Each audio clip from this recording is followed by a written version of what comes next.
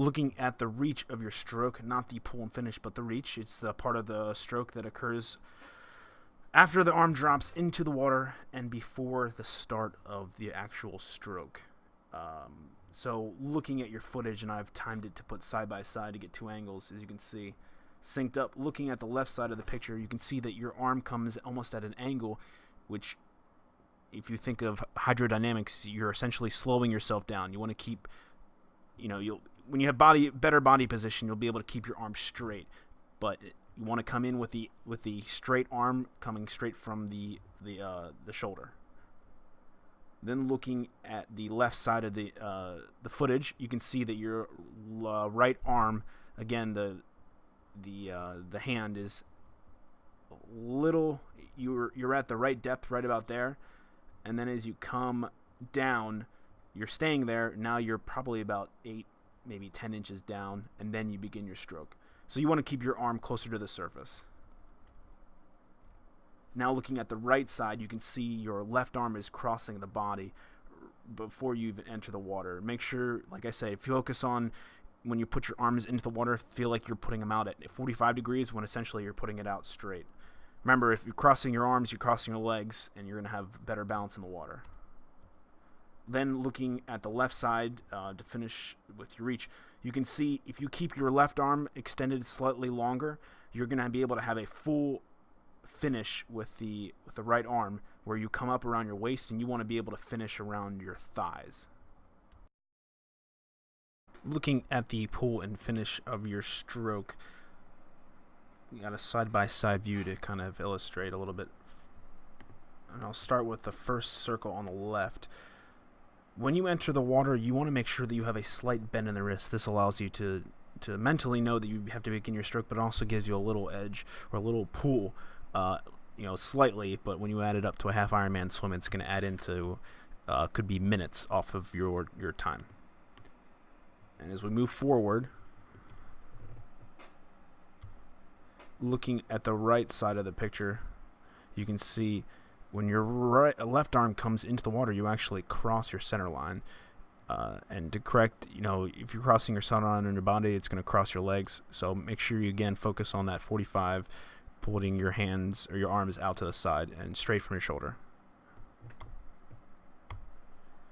Looking at your hands, now you can see you've got your thumb on your left hand. It's kind of wide out, but the gap in your fingers is pretty nice. Make sure that you have a slight spacing in your fingers, but you don't want to have too much where you're not getting any pull from your stroke.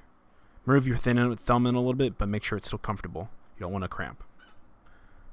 And then onwards toward the left side of the screen, you can see on your stroke you have a slight gap. You want to have your arm slightly closer to your body. It makes and allows for a streamlined position in the water, and it'll also allow your hand to fully extend and get a full pull and finish of your stroke. Dealing with your recovery and entry, everything looks pretty good. I think this is footage of after we had made changes to your stroke. Great entry, fantastic. When you look at your right arm, you want to make sure you're swinging it wide. That'll help making the elbow high elbow, but make sure you're going wide. You're not trying to keep it close to your body. Keep it away. When you're recovering underwater, keep it close. But when you're entry, the entry part of the swim stroke, you want to keep it a little farther away from yourself. And then when you look at your left arm, you can see that you don't fully finish and start right about slightly below waist, and you want to be going towards the thigh. You can see there's a bend in your arm, and you want to make sure that your arm fully extends with your wrist bent, and then you start your recovery out of the water. Looking at your body position, with your body position and breathing, there really is not much to look at. However, you keep that 45-degree angle, don't break that, which is fantastic. Looking at the water line on your forehead, you can see it's at the middle of, or the center of your head. You're not looking too far down, not looking too far up, which is fantastic. But if you do notice, looking at your head, there is no bubbles coming out of your nose or mouth. That means you're holding your breath. which if you start working out even on dry land, let's say you start doing some dumbbell curls and hold your breath, yeah, your heart rate starts to elevate, and that's how you get tired pretty quickly, and you start breathing every breath, and it just gets progressively worse. As counterintuitive as it might sound, you do want to exhale slightly out of your nose to prevent water going up it, and to keep your heart rate maintaining level when you're swimming. Holding your breath is going to raise your heart rate, and you're going to get extremely tired quickly, which means you might have, when you're in the pool training, you might have to stop every lap or a few laps or something.